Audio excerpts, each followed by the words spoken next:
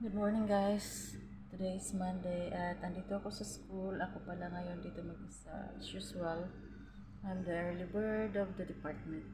So, since Monday and meron akong 2 cooking class this period 1 and 2 for my year 9. And ang recipe na gagawin nila ay chocolate crunches. Here is it. And i-prepare ko yung kanilang gagamiting ingredients. So, ito yung trolley ko.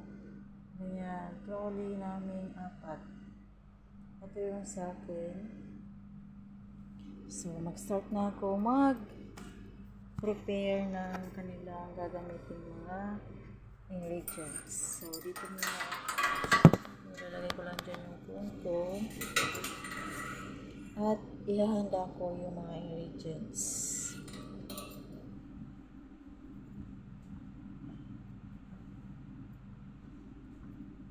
So I have this more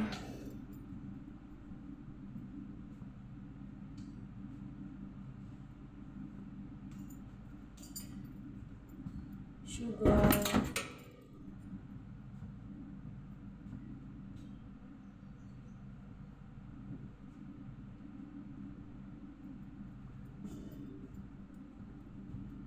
baking powder,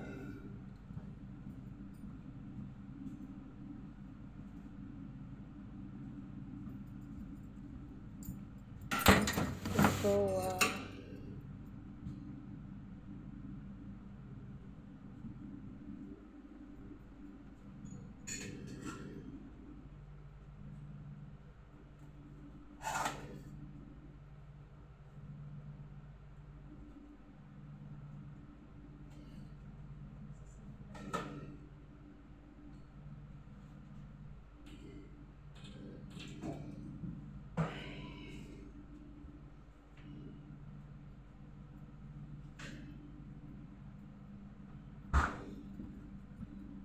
butter, and I'll get more.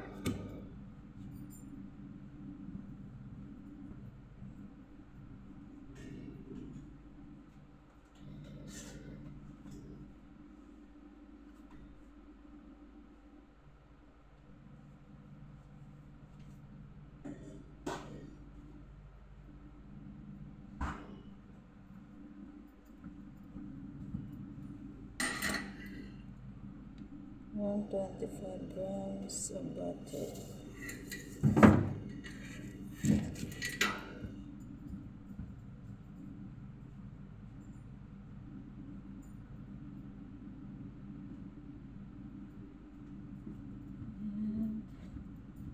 Weighing scale.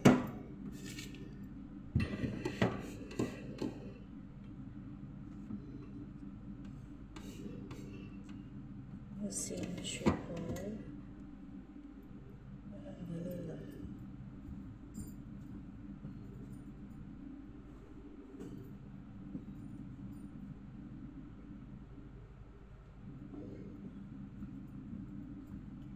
Missing sugar. Vanilla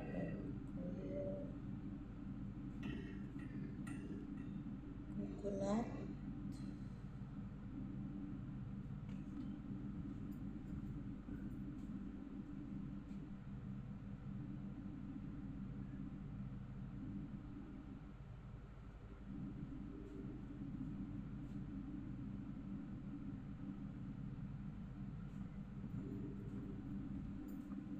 So I got 2 pounds of coconut milk.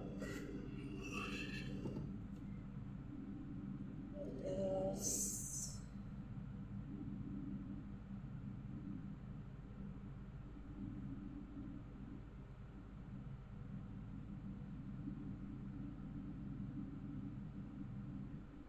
And then I will get the baking sheet.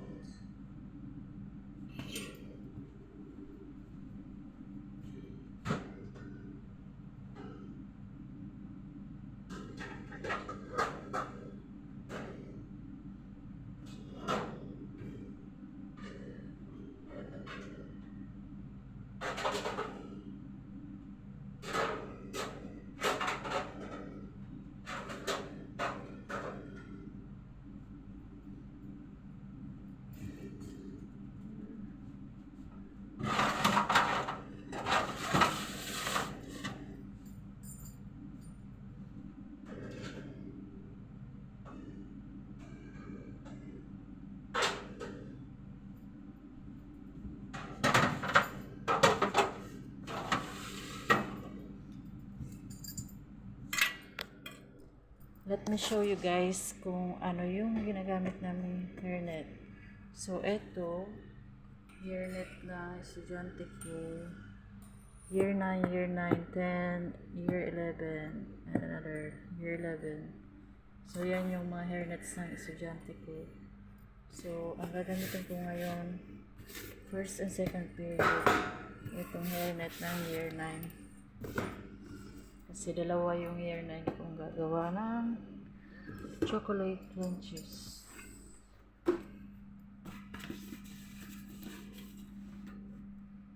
Okay. And yung kanilang recipe booklet. Ito po.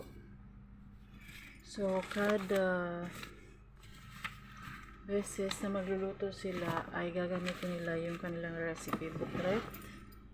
Medyo magulo lang. So, ganito guys yung kanilang recipe booklet sa Year 9. So, dyan nila titingnan yung kanilang recipe. Sabihin ko lang kung anong page. Meron din sa Year 10, meron silang recipe booklet.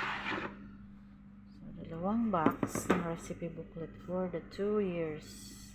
2 Year 9 classes. Ayusin ko lang kasi magulo. Naghalo-halo na yung theory booklet sa recipe booklet.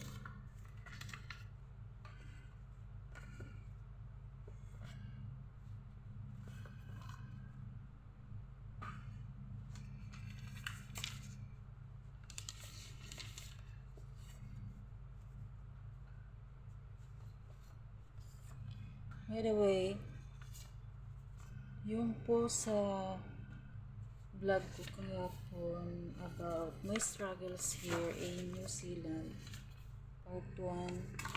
So, I mentioned there na ang struggles ko, isa sa struggles ko ay yung kanilang accent or magamit ng iba't ibang or different terminologies na may mga binanggit ako doon na ilang words like yung tawag nila sa 1/4 ay quarter, ang tawag nila sa 1/2 ay half, yung cutting classes, ang tawag nila ay banking. And meron din guys sa atin sa Pinas ang tawag natin ng elementary, dito intermediate, tapos meron pa silang primary. Tapos yung sa atin nag-start tayo ng grade 1 to grade 6, tapos merong grade 7 to grade 12. Dito naman year 1 to year 13 yung tawag nila.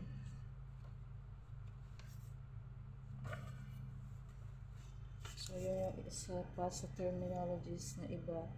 And syempre hindi natin pwedeng hindi aralin din yung mga Maori words. So gagamitin ay English at Maori words po. So ito, iniwalay ko yung theory booklet sa recipe booklet. Kasi mamaya yung recipe booklet lang yung gagamitin nila.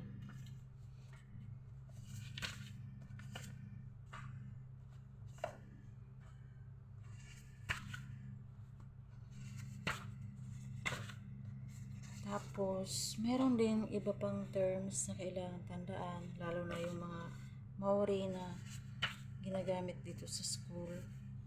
Halimbawa, yung prayer nila, karakia, tapos yung tawag nila sa recess ay interval, tapos pag may pagkain sa umaga na snacks, ang tawag nila ay morning tea. Ang tawag nila sa food ay kai.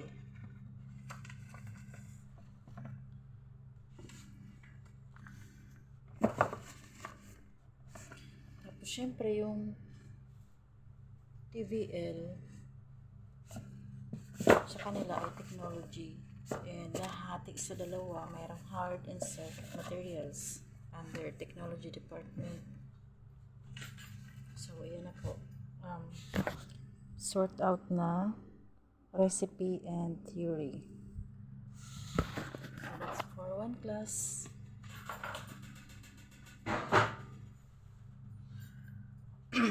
Sort naman natin itong isa.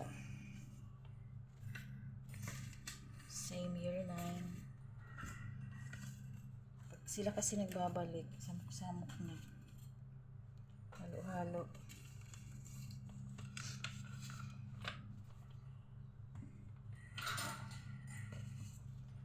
So, kailangan aralin yung curriculum. Medyo, hanggang ngayon, inaaral ko pa po yung New Zealand curriculum. Medyo mahaba kasi yung binigay sa akin soft copy nun, and nababasa ko lang pag wala akong ginagawa. Siyempre, iba yung curriculum nila dito kaysa sa atin. So, isa po yun sa dapat nating aralin as teacher.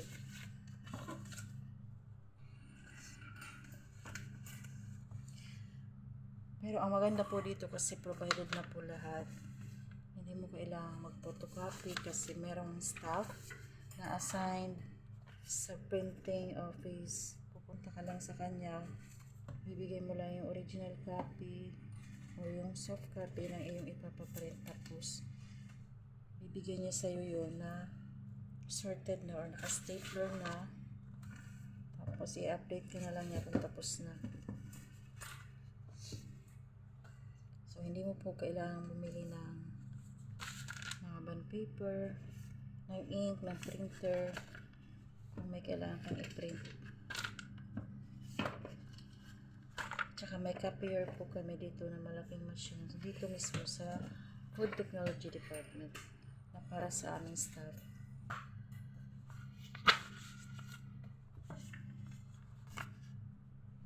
So, yun lamang po for today. Medyo mahaba na yung aking video and sana po may natutunan kayo. And again, disclaimer lamang po, lahat po ng sinishare ko sa aking mga reels, sa aking mga video or post sa aking page, ay base lamang po yun sa aking personal na experiences as teacher, public secondary teacher here in New Zealand. Specifically po, I am a food technology teacher. So, pwedeng magkaiba yung experiences ng other teachers here. Depende sa school and depende po syempre sa year level or kung secondary, kung ECE or primary. At syempre, iba-iba po yung school namin, iba-iba yung students, kaya our experiences may vary. Okay po, yun lamang po. Thank you for watching, and if you like my content, please send star or subscribe to my page. Thank you. See you again.